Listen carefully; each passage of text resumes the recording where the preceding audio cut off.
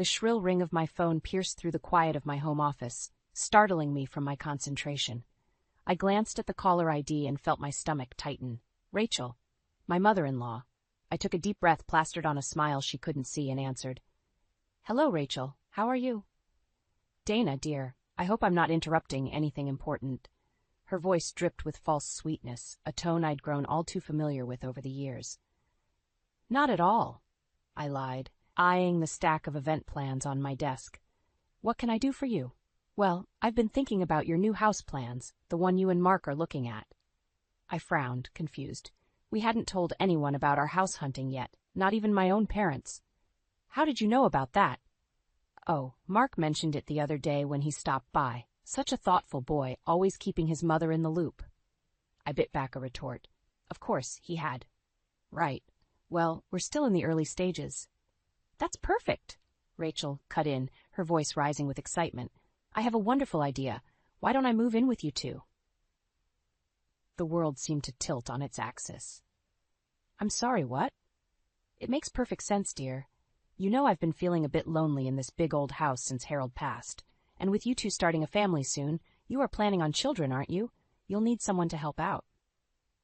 My mind raced, trying to process her words. Rachel, I don't think. Now don't worry about the finances, she steamrolled on. I know you've been saving up for years. We can use that money to get a bigger place, something with a nice in-law suite for me. It'll be perfect. I gripped the phone tighter, my knuckles turning white. Rachel, this is a lot to take in. Mark and I need to discuss this. Oh, of course, dear, but Mark's already on board. He thinks it's a wonderful idea.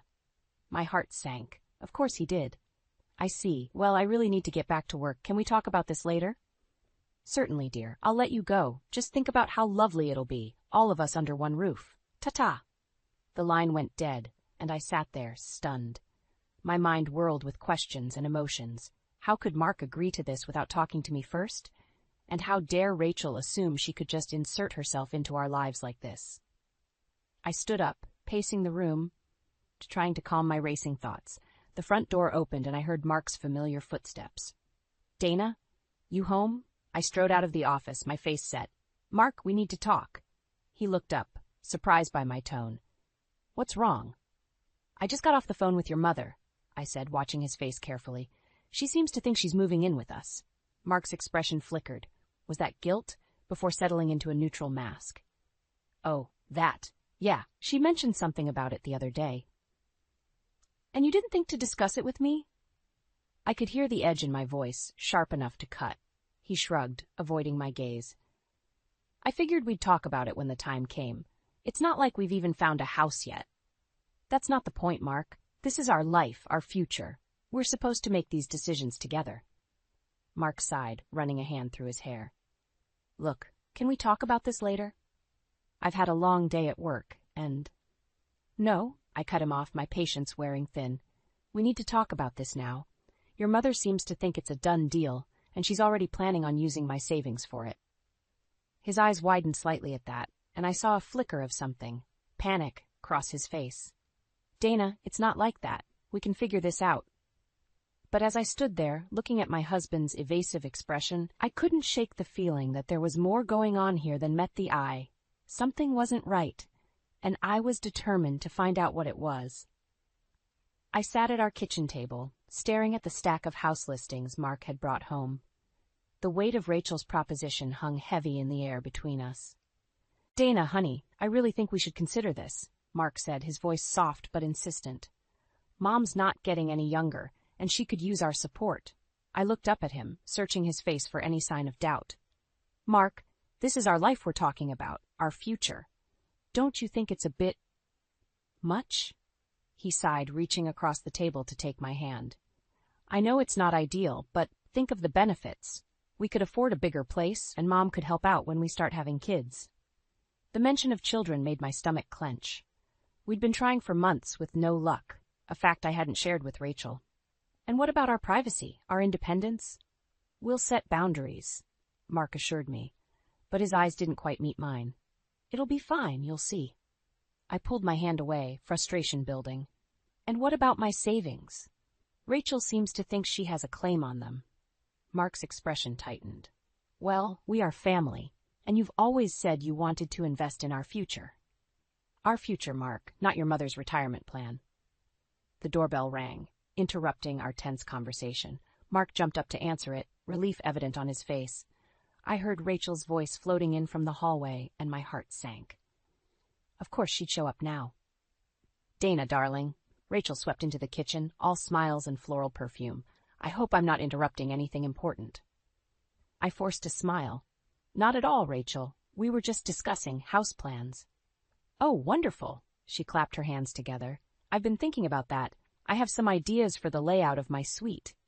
I felt my smile falter. Your suite? Well, of course, dear. We'll need to make sure I have my own space. Nothing too extravagant, mind you. Just a bedroom, sitting area, and perhaps a small kitchenette.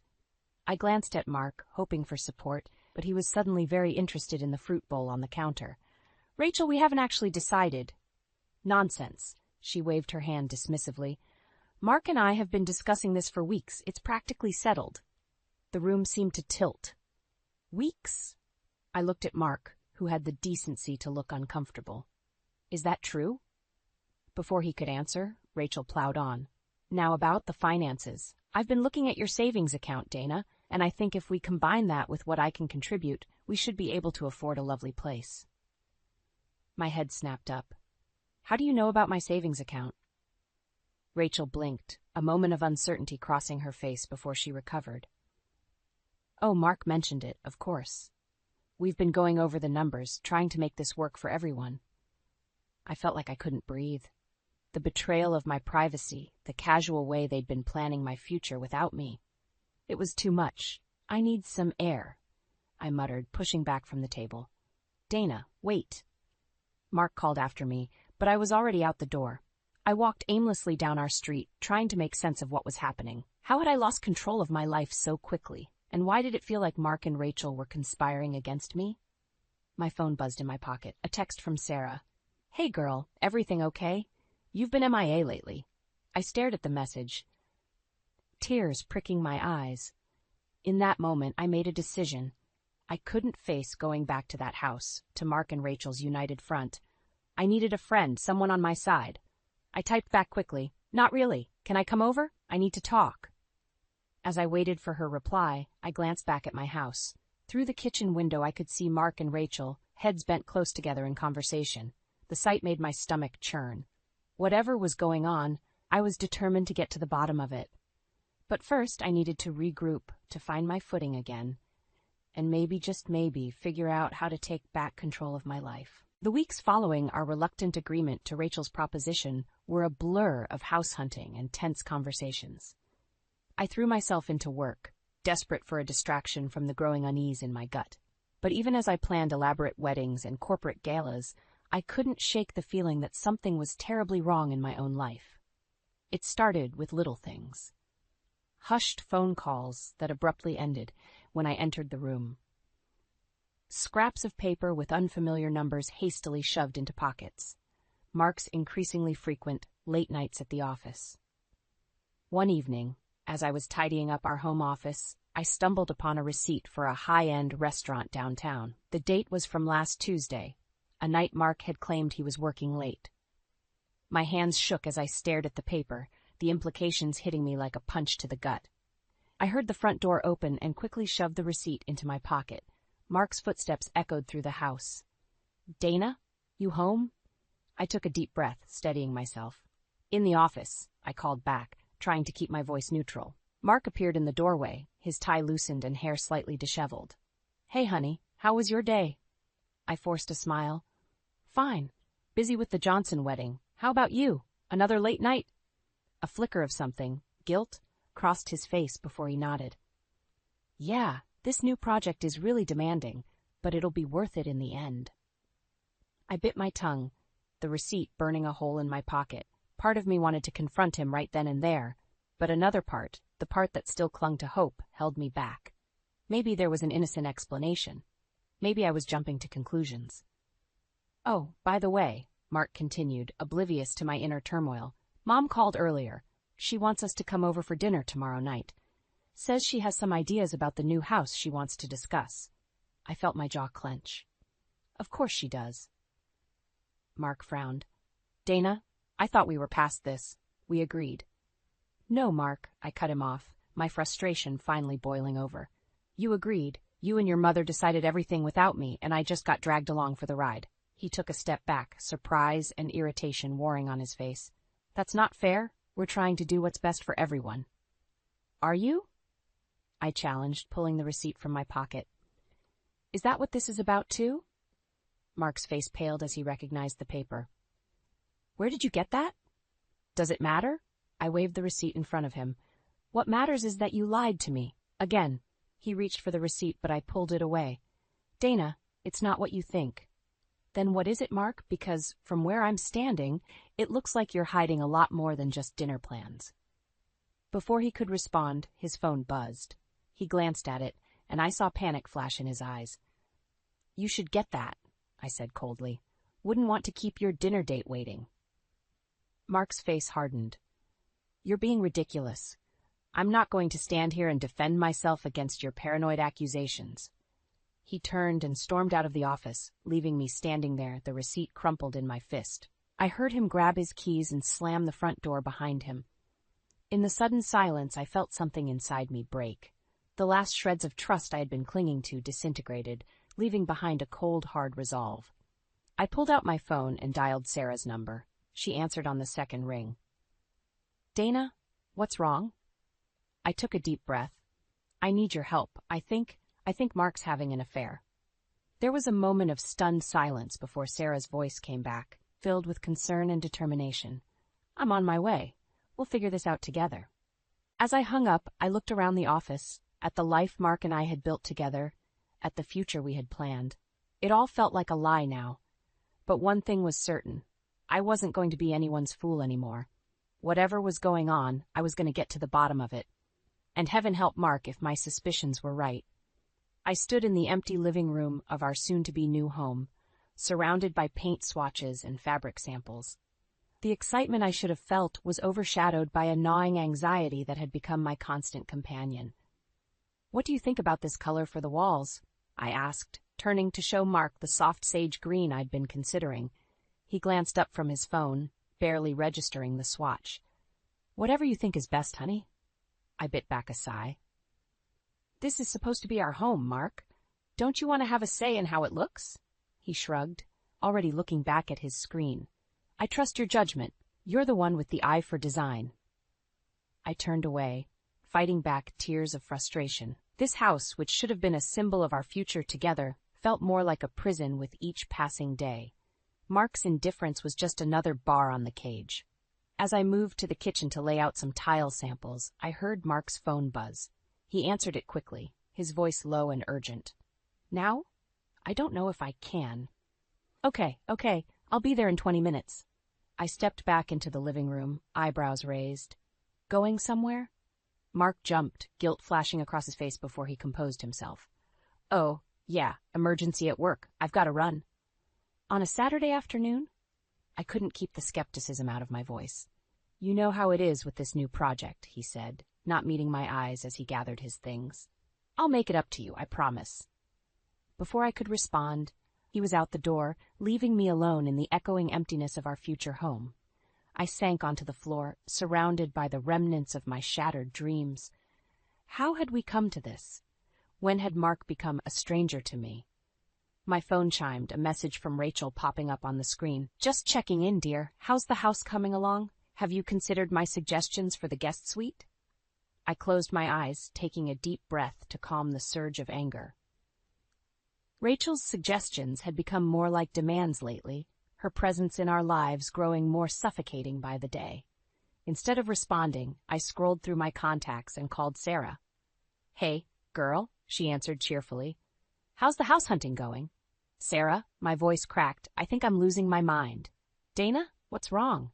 Her tone immediately shifted to concern. I poured out everything, Mark's distance, Rachel's interference, my growing suspicions. Sarah listened patiently, offering words of support and understanding. You need to confront him, she said finally. This isn't healthy for either of you. I know, I whispered, but what if I'm wrong? What if I'm just being paranoid? And what if you're right? Sarah countered. You deserve the truth, Dana, one way or another. After we hung up, I sat in silence, Sarah's words echoing in my head. She was right. I couldn't go on like this, pretending everything was fine when my world was crumbling around me. With newfound determination, I stood up and began gathering the design samples. If Mark wouldn't be part of building our dream, then I'd do it myself. This house, at least, would be mine. As I worked, a plan began to form in my mind. I'd finish the house, make it perfect, and then, when it was done, I'd confront Mark. I'd demand the truth, no matter how painful it might be. Hours passed as I threw myself into the task, choosing colors, textures, and layouts. It was nearly dark when I heard a car pull up outside. I stepped onto the porch, expecting to see Mark. Instead, I froze as I watched a sleek sports car I didn't recognize park in the driveway. Mark got out of the passenger side, laughing at something the driver said. As the driver's door opened, I caught a glimpse of long blonde hair and a flash of a red dress. My heart stopped as I realized it was Olivia, Mark's boss's daughter. I ducked back inside before they could see me, my mind reeling. This was it, the confirmation of my worst fears. As I heard their voices approaching, I made a split-second decision. I wouldn't confront him. Not yet. First, I needed proof, and then I'd make him regret ever betraying me. With shaking hands, I gathered my things and slipped out the back door, leaving Mark and his colleague to their private tour of our supposed dream home. One thing was certain. This dream had turned into a nightmare, and it was time for me to wake up. The morning of our house handover dawned bright and clear, a mockery of the storm raging inside me.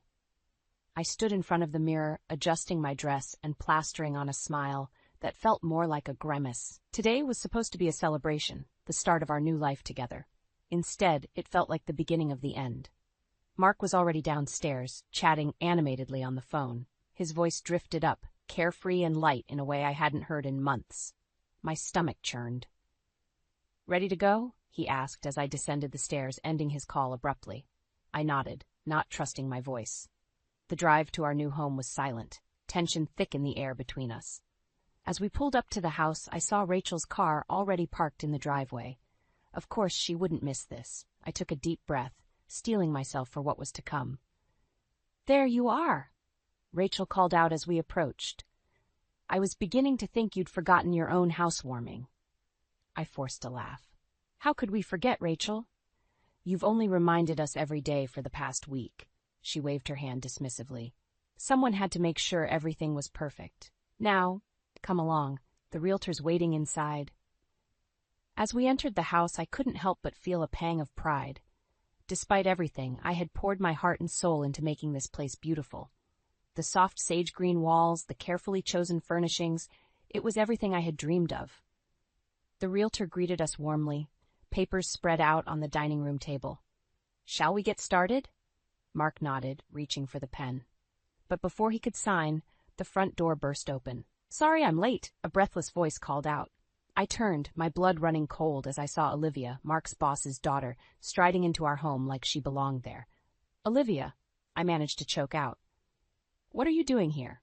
Mark stepped forward, his face a mask of guilt and determination. "Dana, we need to talk." The room spun around me as Mark launched into a speech I could barely comprehend. Words like affair, divorce, and moving on pierced through the fog of my disbelief. "And Olivia and I, we're in love," Mark finished, his hand now intertwined with hers. I stared at them, my world crumbling around me. "How long?" I whispered. 6 months, Olivia answered, at least having the decency to look uncomfortable. 6 months. Half a year of lies, of building this house, of planning a future that was never going to happen. I turned to Rachel, hoping against hope to see shock or disappointment on her face. Instead, I saw only smug satisfaction. "You knew," I accused, my voice breaking. "You both knew, and you let me go through with all of this anyway." Rachel shrugged. "It's for the best, dear. Mark needs someone who can give him a family, a real future.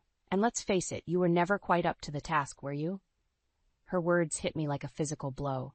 All the years of subtle jabs of undermining my confidence, it all led to this moment. I looked around the room. At Mark and Olivia's joined hands, at Rachel's triumphant smirk, at the realtor's uncomfortable shifting, and something inside me snapped. Without a word, I turned and walked out of the house. I could hear Mark calling after me, but I didn't stop. I got in my car and drove with no destination in mind, just the overwhelming need to get away. Hours later, I found myself parked outside Sarah's house, tears streaming down my face. As I reached for my phone to call her, a notification popped up, a reminder for an important client meeting tomorrow. In that moment, staring at the reminder of my successful career, the life I had built for myself, I made a decision. I wouldn't let them break me. I wouldn't give them the satisfaction of seeing me crumble. No, I would rise from this stronger than ever, and I would make them regret the day they ever thought they could discard me so easily. With shaking hands, I dialed Sarah's number. When she answered, my voice was steel. "Sarah? I need your help. It's time to plan my comeback." The weeks following Mark's betrayal blurred together in a haze of grief and anger. I threw myself into work, taking on more clients than ever before. If I kept moving, kept planning, kept creating perfect moments for others, maybe I could forget the wreckage of my own life. Sarah was my rock through it all. She let me crash on her couch, held me when the tears came, and pushed me to keep going when all I wanted was to give up. "You're Dana freaking Wilson," she'd say, her eyes fierce with loyalty. "You've built an empire from nothing. You're not going to let those snakes take that away from you." She was right, of course. I had worked too hard, come too far to let Mark and his mother destroy me. But the pain, the humiliation of it all, still burned. One morning, as I sipped my coffee and scrolled through emails, a message from my lawyer caught my eye. The subject line read, "Urgent, house ownership update." My heart raced as I opened it. According to the email, there was a discrepancy in the house paperwork. Due to a clerical error, the loan was solely in Mark's name. A plan began to form in my mind, a way to turn this nightmare into an opportunity for justice. I called my lawyer immediately. "Is there any way to keep this quiet for now?" I asked, my mind whirling with possibilities. "For a short time, yes," he replied, "but we'll need to address it eventually." "That's all I need," I said, a grim smile spreading across my face. Over the next few days, I threw myself into research, poring over financial documents and legal statutes. Sarah watched me with a mix of concern and admiration. "Are you sure about this, Dana?" she asked one night as I hunched over my laptop. "It's a big risk." I looked up at her, my eyes burning with determination. "They took everything from me, Sarah. My home, my future, my dignity. It's time I took something back." As my plan took shape, I felt a surge of energy I hadn't experienced in weeks. I was no longer a victim. I was a woman on a mission. The final piece fell into place when I landed a high-profile client, a wealthy tech mogul planning an extravagant product launch. The event would be my biggest yet, a chance to cement my reputation as the top event planner in the city. But more importantly, it was the perfect cover for my true intentions. I reached out to Mark, my voice honey-sweet as I suggested a meeting to discuss the divorce proceedings. He agreed readily, probably eager to be rid of me and start his new life with Olivia. The night before our meeting, I stood in front of the mirror in Sarah's guest room, steeling myself for what was to come. The woman staring back at me was not the broken shell I had been weeks ago. She was fierce, determined, unstoppable. "You can do this," I whispered to my reflection. "You're stronger than they know." As I turned away from the mirror, my phone buzzed with a text from Rachel. "Looking forward to finalizing everything tomorrow. I hope you're prepared to be reasonable." I felt a flash of white-hot anger. Reasonable? After everything they'd done? No, reasonable was the last thing I planned to be. They had no idea what was coming. I replied with a simple, "See you tomorrow," my fingers shaking slightly as I typed. Tomorrow, everything would change. Tomorrow, I would take back control of my life and make Mark, Olivia, and Rachel pay for their betrayal. As I climbed into bed, my mind raced with the details of my plan. There was so much that could go wrong, so many ways it could backfire. But I pushed the doubts aside. I had to succeed. Failure wasn't an option. Because if this didn't work, if I couldn't pull off this final desperate gambit, I would truly lose everything. And that was a reality I wasn't prepared to face. My heart pounded as I walked into the lawyer's office, my heels clicking against the polished floor. Mark was already there, looking smug in his expensive suit. Rachel sat beside him, her hawk-like eyes following my every move. "Dana, dear," Rachel cooed, her voice dripping with false sweetness. "So good of you to join us. Let's get this over with. Shall we? I smiled tightly, taking my seat across from them. Of course, Rachel. I'm eager to move forward. Our lawyer, Mr. Thompson, cleared his throat. Now, we're here to finalize the divorce proceedings and discuss the division of assets. Dana, I understand you've prepared some documents? I nodded, pulling out a folder. Yes, I have. Given the circumstances of our separation, I believe I've been more than fair in my proposals. Mark leaned forward, his eyes narrowing. What do you mean, fair? You're not entitled to anything more than we've already discussed. I met his gaze steadily. Oh, I think you'll find that I am, Mark. You see, there's been a rather interesting development regarding our house. Rachel's hand shot out, gripping Mark's arm. What are you talking about? With deliberate slowness, I pulled out the paperwork my lawyer had sent me. It seems there was a clerical error when we purchased the house. The loan is solely in Mark's name. The color drained from Mark's face as realization dawned. Rachel's grip on his arm tightened, her knuckles turning white. That's impossible, Mark sputtered. We bought it together. Mr. Thompson examined the documents, his brow furrowed. I'm afraid Miss Wilson is correct. Legally, the house belongs to Mr. Wilson alone. I leaned back in my chair, savoring the moment. Which means, Mark, that you're solely responsible for the mortgage. A mortgage, I might add, that's significantly higher than what you can afford on your own. Rachel's eyes flashed with anger. You conniving little... Mother, Mark cut her off, his voice strained. Let me handle this. He turned to me, desperation creeping into his tone. Dana, be reasonable. We can work something out. I raised an eyebrow. Reasonable? Like you were when you betrayed our marriage? Like Rachel was when she manipulated her way into our lives? Now see here, Rachel started, but I held up a hand, silencing her. I'm not finished. I've prepared new divorce terms. You keep the house, Mark, and all the financial burden that comes with it. In exchange, I get a larger portion of our other assets. Mark's jaw clenched. And if I refuse? I smiled coldly. Then I'll be forced to go public with some rather interesting information about your company's financial practices. I'm sure your boss, and Olivia's father, would be very interested to learn about those offshore accounts. The room fell silent. I could almost hear the gears turning in Mark's head as he weighed his options. Finally, he reached for the pen. Where do I sign? As Mark scrawled his signature across the papers, I felt a weight lift from my shoulders. It was done. I had won. But as I stood to leave, Rachel's voice stopped me cold. You think this is over, she hissed. You have no idea what you've started, you ungrateful little... That's enough, Mother, Mark snapped, looking defeated. I turned to face them one last time. No, Rachel. This is exactly what I've finished. Goodbye, Mark. I hope you and Olivia are very happy together. With that, I walked out of the office, my head held high. As the door closed behind me, I heard Rachel's muffled scream of frustration, followed by the sound of something shattering against the wall. I made it to my car before the tears came. Not tears of sadness or defeat, but of relief and triumph. I had done it. I had taken back control of my life. As I drove away, my phone buzzed with a text from Sarah. How did it go? I smiled, feeling lighter than I had in months. It's done, I replied. Time to celebrate. Meet me at our spot in an hour. The road ahead was still uncertain, but for the first time in a long time, I felt ready to face whatever came next. I had survived the worst betrayal of my life, and I had come out stronger.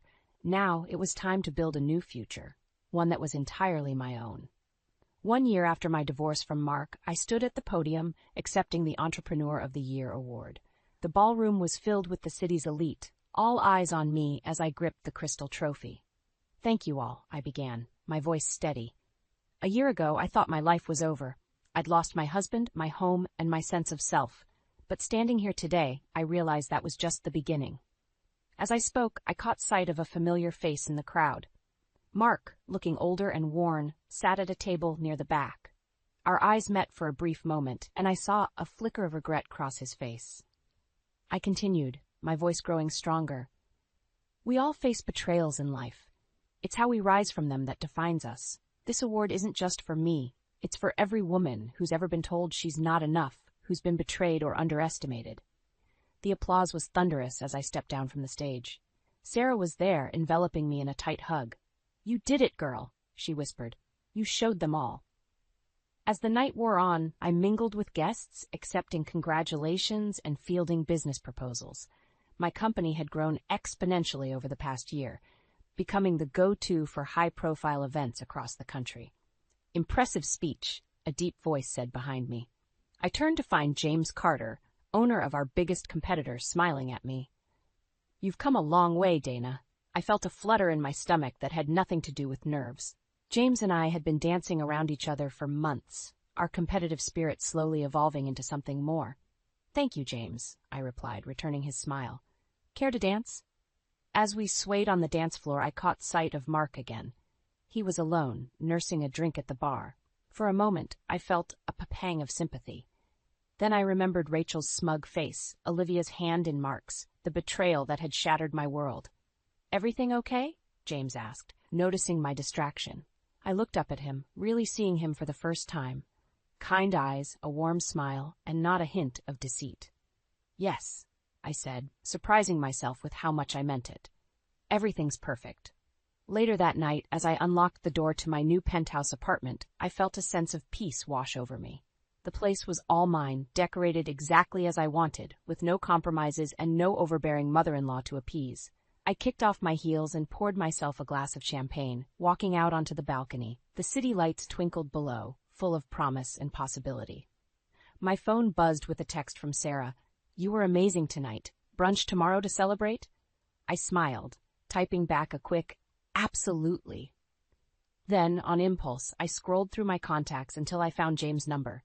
My finger hovered over it for a moment before I pressed call. As the phone rang, I thought about the journey that had brought me here. The pain, the betrayal, the moments of doubt, but also the strength I'd found, the friendships I'd deepened, and the woman I'd become. "Hello?" James's voice came through, warm and inviting. "Hi, James," I said, feeling a spark of excitement. "I was wondering if you'd like to join Sarah and me for brunch tomorrow?" As I listened to his enthusiastic acceptance, I realized something profound. The revenge I'd sought against Mark and Rachel, the justice I'd craved. It wasn't in the legal maneuvering or the financial victory. It was in this moment, standing here successful, respected, and open to new love. I'd not only survived their betrayal, I'd thrived because of it. And that was the sweetest revenge of all. As I ended the call with James, I raised my glass to the city skyline.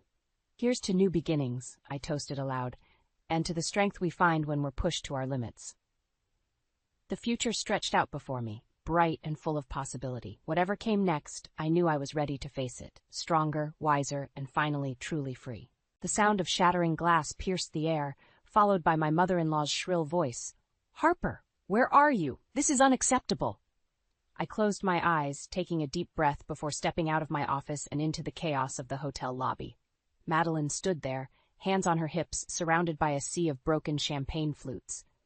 "What happened?" I asked, forcing a calm tone. Madeline's eyes narrowed. "What happened? Your incompetent staff.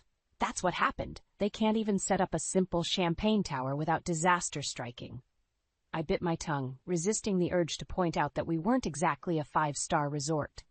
"I'm sorry for the inconvenience, Madeline. We'll clean this up right away." "See that you do," she sniffed. "And make sure it's perfect for my book club meeting this afternoon. I won't have my friends thinking my son married into some second-rate establishment." As if on cue, Paul appeared, looking flustered. "Mom, what's going on? Harper, are you okay?" I plastered on a smile. "Everything's fine, honey. Just a little accident." Madeline scoffed. "Accident? More like gross negligence. Paul, darling, you really need to have a word with your wife about how she's running this place." Paul's face reddened. "Mom, please. Harper's doing her best. We all are, especially with everything that's been going on." I felt a twinge of gratitude, quickly overshadowed by Madeline's next words. "Oh, yes, I'm sure it's been difficult," she said, her voice dripping with false sympathy. "What with Harper's condition and all." The room went silent. I felt the blood drain from my face as Paul turned to me, confusion etched across his features. "What condition?" he asked slowly. Madeline's eyes widened in mock surprise. "Oh dear, did I say something I shouldn't have? I just assumed, given how tired you've been looking lately, Harper." I couldn't breathe. The secret I'd been carefully guarding, the diagnosis I'd received just weeks ago and hadn't yet found the courage to share with Paul, It was all crumbling around me. "Harper?" Paul's voice sounded far away. "What's she talking about?" I opened my mouth, but no words came out. How could Madeline know, and how dare she reveal it like this in front of everyone? "It's nothing," I managed to croak out. "Madeline's just exaggerating." But the damage was done. I could see the hurt in Paul's eyes, the betrayal. Madeline clucked her tongue. Now, dear, there's no need to lie. We're all family here. Paul deserves to know if his wife is—" "That's enough." The booming voice cut through the tension like a knife. We all turned to see Victor, Madeline's husband, striding into the lobby. "Madeline, that's quite enough," he repeated, his tone brooking no argument. "This is neither the time nor the place for such discussions."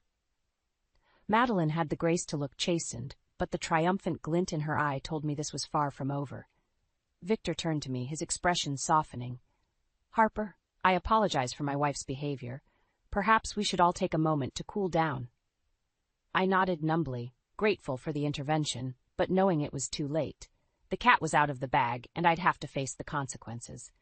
As the group dispersed, Paul caught my arm. "We need to talk," he said quietly. "Now." I swallowed hard, following him to a quiet corner of the lobby. The shards of broken glass crunched under our feet, a fitting metaphor for the mess my life had suddenly become. As I prepared to face my husband's questions and Madeline's smug satisfaction, one thought echoed in my mind: this ends now. No more playing nice, no more letting Madeline walk all over me. It was time to take back control of my life, my marriage, and my hotel, no matter the cost. I stared at the spreadsheet on my computer screen, the numbers blurring together as I tried to make sense of our financial situation. The pandemic had hit us hard, and Madeline's recent antics weren't helping. A soft knock on my office door pulled me from my thoughts. "Harper?" Paul's voice was hesitant. "Can we talk?" I sighed, bracing myself. "Come in." He entered, closing the door behind him. The air between us felt thick with unspoken words and lingering hurt. "I'm sorry about yesterday," he began. "My mother, she had no right to reveal your condition like that." I met his gaze, steeling myself. "No, she didn't. But Paul, I'm sorry too. I should have told you sooner." He nodded, sinking into the chair across from me. "How bad is it?" I swallowed hard. "It's treatable, but it's going to be a long road." Paul reached across the desk, taking my hand. "We'll face it together, I promise." Just then my phone buzzed. I glanced at the screen and groaned. "It's the health department. They're coming for a surprise inspection tomorrow." Paul's eyes widened. "Tomorrow? But we're not ready. Half the staff is out sick, and with the new regulations—" "I know," I cut him off. "But we don't have a choice. We have to make this work. Paul, if we fail this inspection, we're done." He ran a hand through his hair, frustration evident. "What do you need me to do?" I stood up, my mind already racing. "Call your parents. We need all hands on deck." Paul hesitated. "Are you sure that's a good idea?" "After yesterday, we don't have a choice," I repeated. "Your mother might drive me crazy, but she knows how to put on a show. We need that right now." He nodded, pulling out his phone. As he dialed, I headed out to rally the remaining staff. We had less than 24 hours to turn this place around. The next morning, I was running on caffeine and sheer determination. We'd worked through the night, scrubbing every surface, reorganizing storage areas, and implementing new safety protocols. As I did a final walkthrough, Madeline appeared at my elbow. "Harper, dear, don't you think the lobby could use a bit more pizzazz? First impressions are everything, you know." I bit back a retort. "Madeline, we're in the middle of a pandemic. The health inspector isn't looking for pizzazz. They're looking for safety and compliance." She waved a hand dismissively. "Nonsense. A little glamour never hurt anyone. Now, where did I put those silk flower arrangements?" Before I could stop her, she was off, leaving me to deal with the approaching inspector. I plastered on my best professional smile as I greeted him. "Welcome to Sunset Inn. I'm Harper, the owner. We're ready for your inspection." The next 2 hours were a blur of checklist items, pointed questions, and barely concealed anxiety. Just as we were wrapping up in the kitchen, a commotion from the lobby caught our attention. "What in the world?" the inspector muttered as we hurried to investigate. The scene that greeted us was pure chaos. Madeline stood atop a stepladder, attempting to hang an enormous crystal chandelier. Silk flowers and glitter covered every surface, and the air was thick with the scent of what I could only assume was her signature perfume. "Mother, what are you doing?" Paul exclaimed, rushing to steady the ladder. Madeline beamed. "Just adding a touch of class, darling. This dreary place needed a lift." I turned to the inspector, my heart sinking. "I can explain." But his expression stopped me short. To my utter disbelief, he was smiling. "Mrs. Harper," he said, "I've seen a lot of hotels trying to adapt to these difficult times, but I've never seen one with such enthusiasm." He chuckled, shaking his head. "You pass, with flying colors, I might add." As he left, I stood there in stunned silence. Paul wrapped an arm around me, equally shocked. "We did it," he whispered. I nodded, unable to speak. We had survived, against all odds. But as I looked at Madeline, still perched atop her ladder and basking in her perceived victory, I knew our troubles were far from over. This was just the beginning.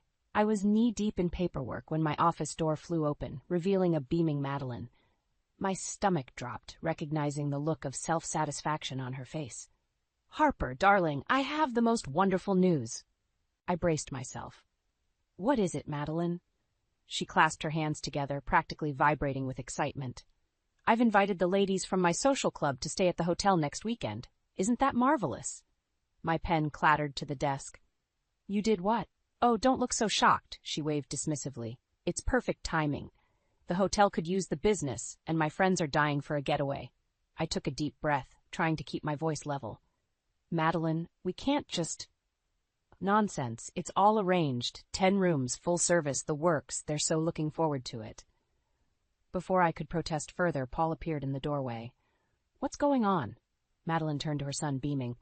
"Paul, darling, I was just telling Harper about the wonderful favor I've done for the hotel. My social club will be here next weekend." Paul's eyes widened, darting between his mother and me. "Mom, that's a big decision. Did you discuss this with Harper first?" "Of course not," I muttered under my breath. Madeline's smile faltered slightly. "Well, I assumed it would be fine. We're family, after all."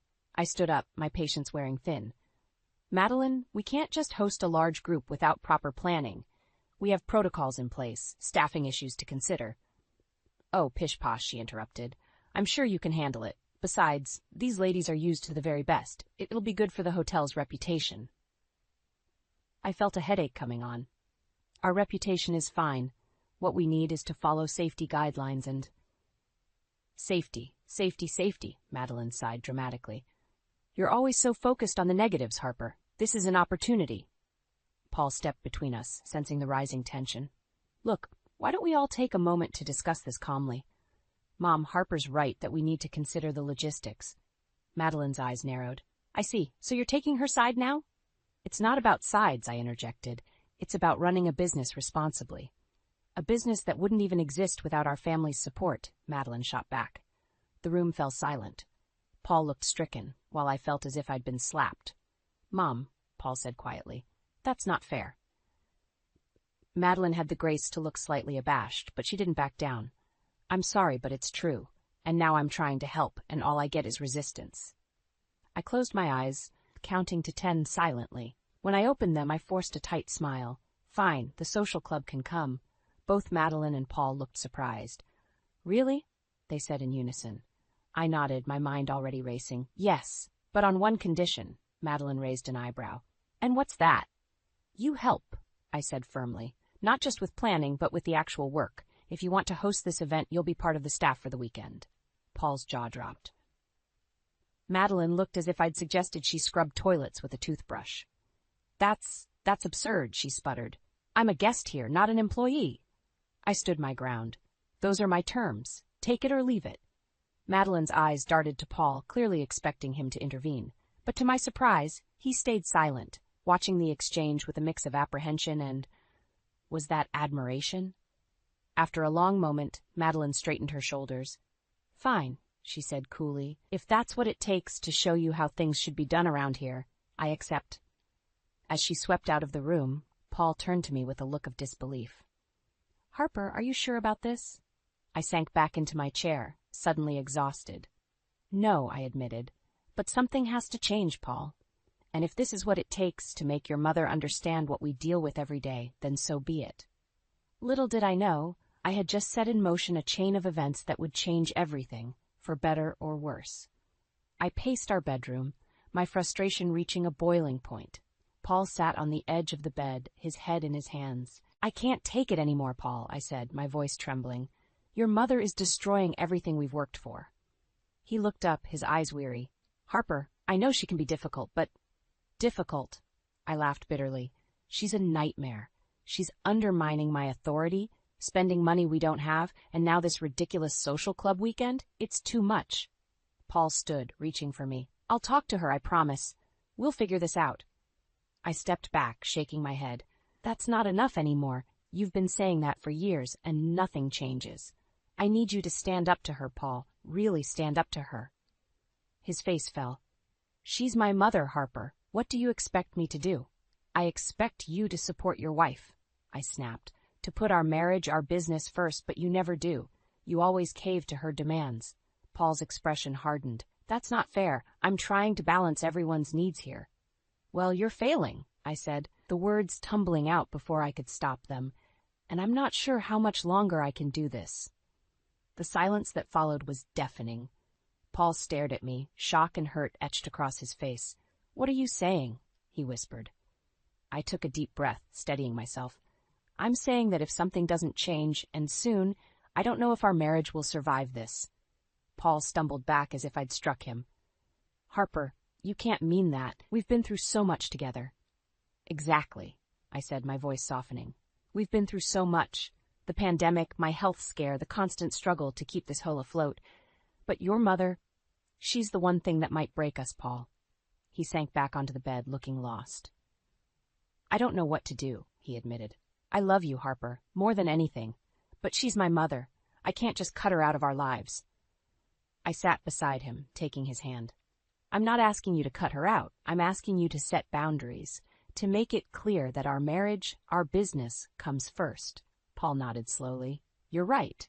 I know you're right. It's hard." "I know," I said softly, "but we can't go on like this. Something has to give." Just then a commotion from downstairs caught our attention. We exchanged a glance before hurrying to investigate. We found Madeline in the lobby, surrounded by a group of well-dressed women. My heart sank as I realized her social club had arrived early. "Oh, there you are," Madeline trilled, waving us over. "Ladies, this is my son Paul and his wife Harper. They'll be taking care of us this weekend." I plastered on a smile, even as panic rose in my chest. We weren't prepared for this. Not yet. One of the women stepped forward, eyeing me critically. "Madeline tells us you run this charming little hotel. How quaint." I felt Paul stiffen beside me, but before he could speak, I jumped in. "We're so pleased to have you all here. If you'll just give us a moment, we'll get everything sorted for your stay." As I turned to Paul, ready to start damage control, I caught sight of Madeline's smug expression. She'd planned this, I realized. She'd brought them early on purpose, to catch us off guard. In that moment, something inside me snapped. I was done playing nice, done trying to accommodate her impossible demands. I met Paul's gaze, my decision made.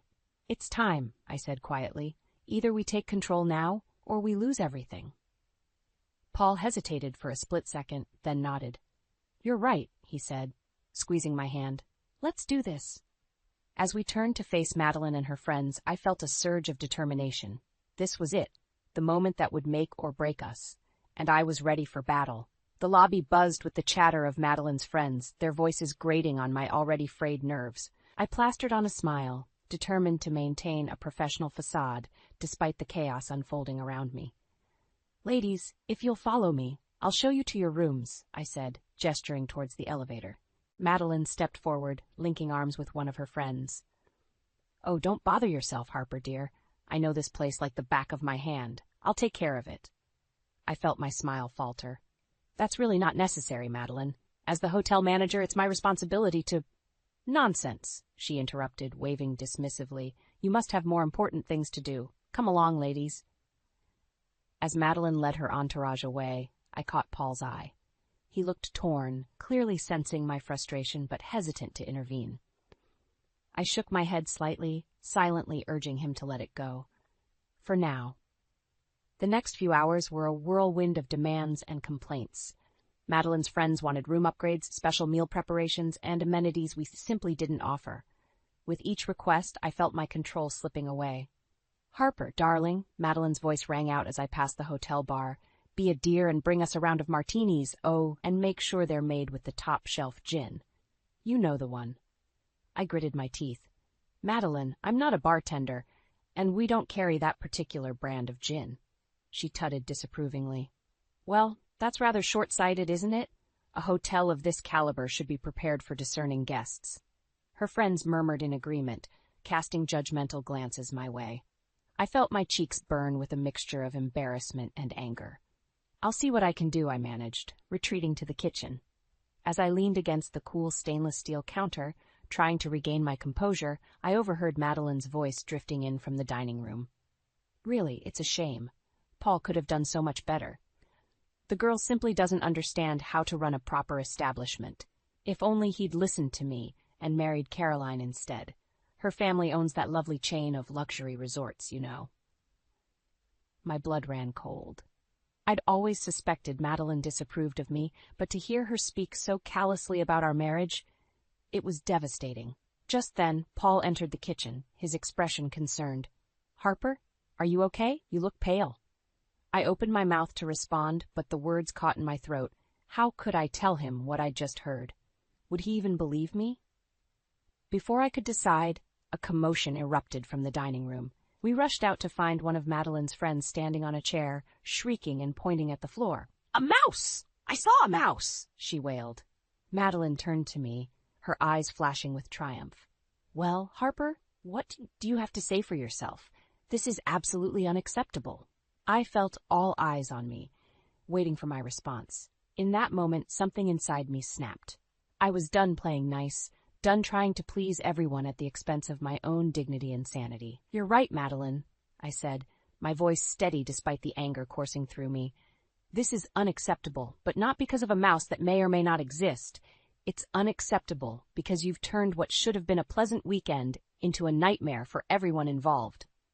Gasps echoed around the room. Paul stepped forward, placing a hand on my arm. "Harper, maybe we should." I shook him off gently. "No, Paul, it's time for some hard truths." I turned back to Madeline and her stunned friends. "This hotel may not meet your exacting standards, but it's our home and our livelihood, and from this moment on, things are going to change." As I stood there, heart pounding, I realized I'd reached a point of no return. The next few minutes would determine the future of not just the hotel, but my marriage and family as well. And I was ready to fight for all of it. The morning of checkout arrived, and I steeled myself for the confrontation I knew was coming. I'd spent the night poring over the hotel's finances, tallying up every extravagant expense Madeline and her friends had racked up. The final number made my stomach churn. As I approached the front desk, I saw Madeline holding court with her friends, all of them laughing and chatting as if they didn't have a care in the world.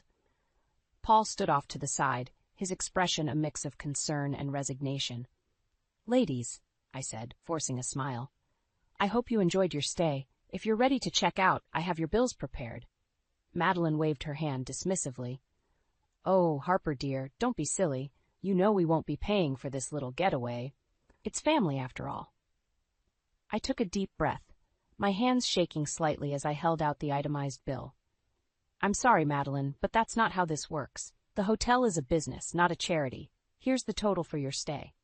Her eyes widened as she glanced at the number. "This is outrageous. I won't pay a cent of this ridiculous amount." "Madeline," I said, my voice firm, "you and your friends consumed thousands of dollars worth of food, drink, and services. We can't afford to comp all of that, especially not in this economy." She turned to Paul, her face flushing with anger. "Paul, darling, control your wife. This is unacceptable behavior." I felt a surge of relief as Paul stepped forward, placing a hand on my shoulder. "No, Mom, Harper's right. You need to pay for what you've used." Madeline's jaw dropped. "I can't believe this. After everything I've done for you both, for this hotel." "What exactly have you done, Madeline?" I interrupted, my patience finally snapping. "Besides criticize, undermine, and take advantage of our hospitality?" The lobby fell silent, all eyes on us. Madeline's friends shifted uncomfortably, clearly unsure whether to intervene. "How dare you?" Madeline hissed. "I've supported this hotel from the beginning. I've brought in high-profile guests. You've brought in your friends, who expect everything for free," I countered. "You've spread rumors about our service, you've insulted our staff, and worst of all, you've tried to drive a wedge between Paul and me at every opportunity." Paul's grip on my shoulder tightened. "Is this true, Mom?" Madeline's face paled. "Of course not. I would never." "I heard you," I said quietly, "in the dining room, talking about how Paul should have married someone else, someone from a proper family." The hurt in Paul's eyes was almost unbearable. "Mom, how could you?"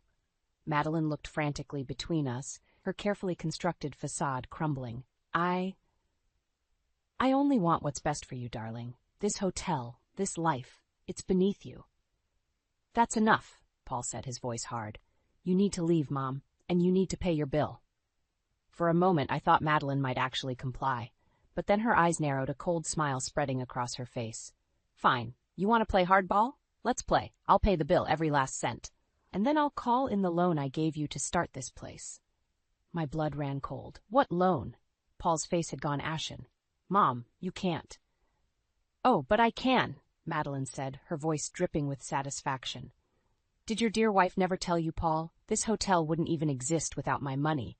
And now I think it's time I got my investment back." The room spun around me as the implications sank in. If Madeline called in that loan, we'd lose everything.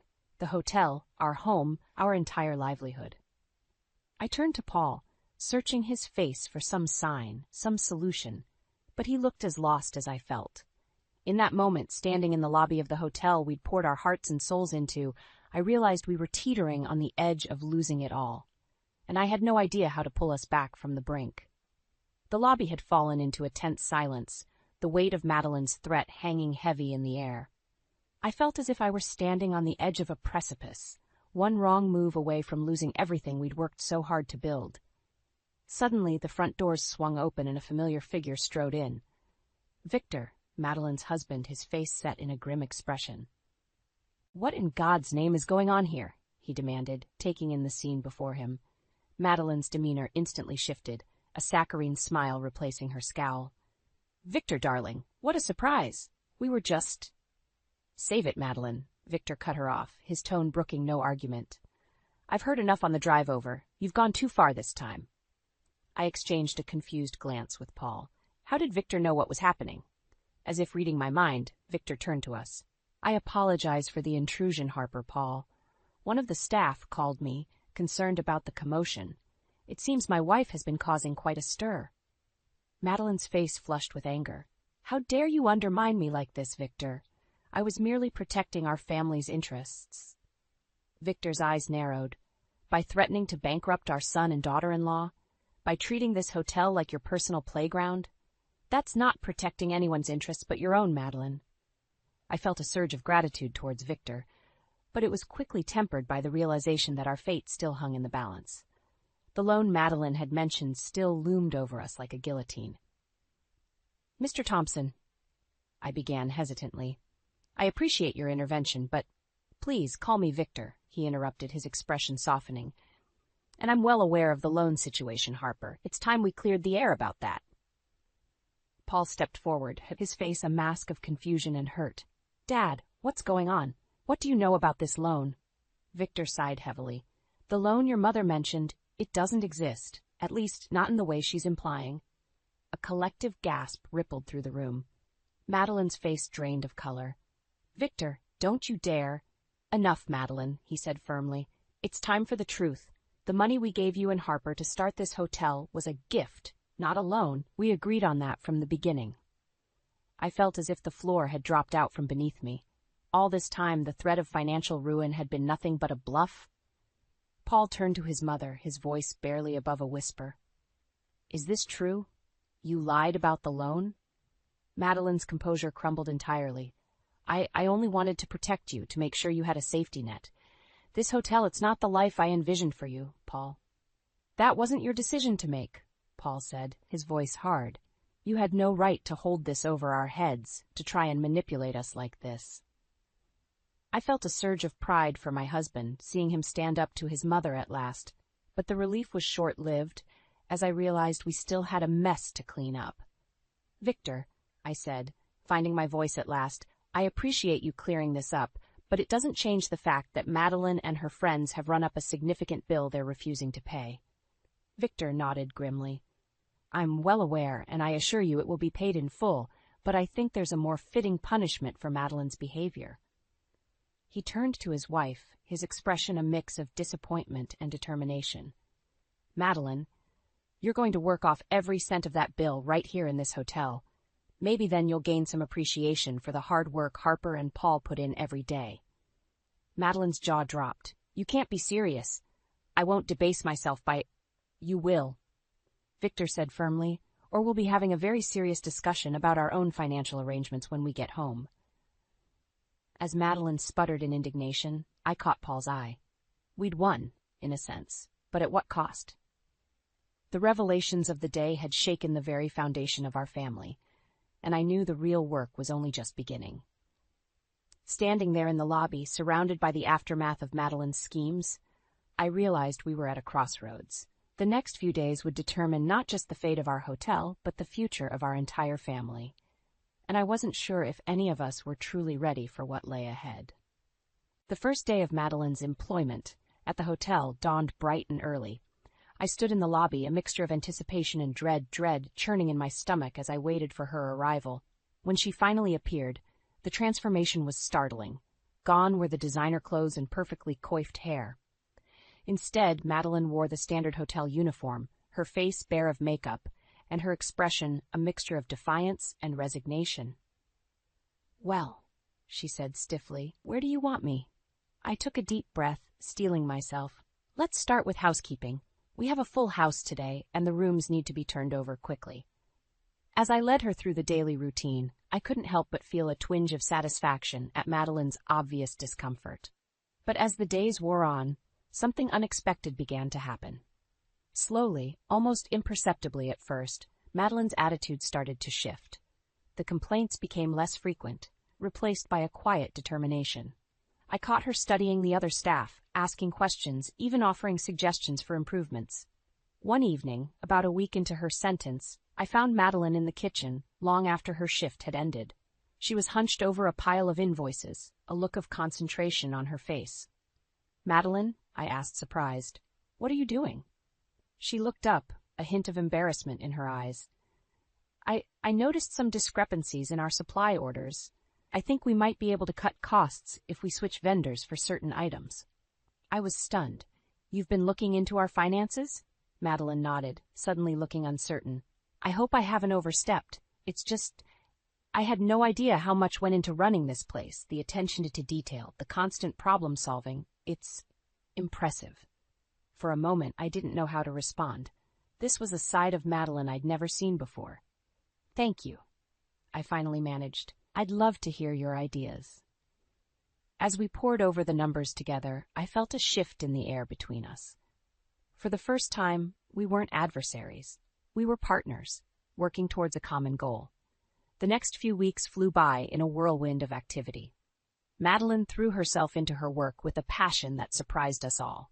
She charmed guests, streamlined operations, and even managed to bring in some of her high society connections as paying customers. On the final day of her employment, I found Madeline in the lobby, staring out at the sunset.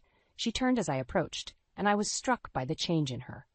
She looked softer somehow, more grounded.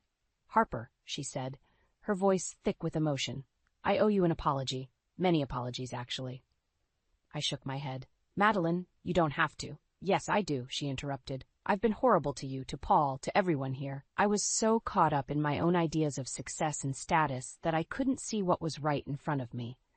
This hotel, it's not just a business, it's a home, a family, and I'm ashamed that it took me this long to realize that." Tears pricked at my eyes as I listened to her words. "Thank you, Madeline. That means more than you know." She reached out, taking my hands in hers. "I know I have a lot to make up for, but if you'll let me, I'd like to be a part of this family. Really be a part of it, not just in name." At that moment, Paul appeared in the doorway, his eyes widening at the scene before him. I beckoned him over, and as he joined us, I felt a sense of completion I'd never experienced before. I think, I said, looking between Madeline and Paul, that we're all ready for a fresh start. As we stood there, the three of us linked by touch and newfound understanding, I realized that sometimes the greatest victories come not from defeating our enemies, but from transforming them into allies. Madeline's punishment had become a gift, not just for her, but for all of us. The hotel hummed with life around us, a testament to the hard work and love we'd poured into it. And as I looked towards the future, I knew that whatever challenges lay ahead, we would face them together as a family.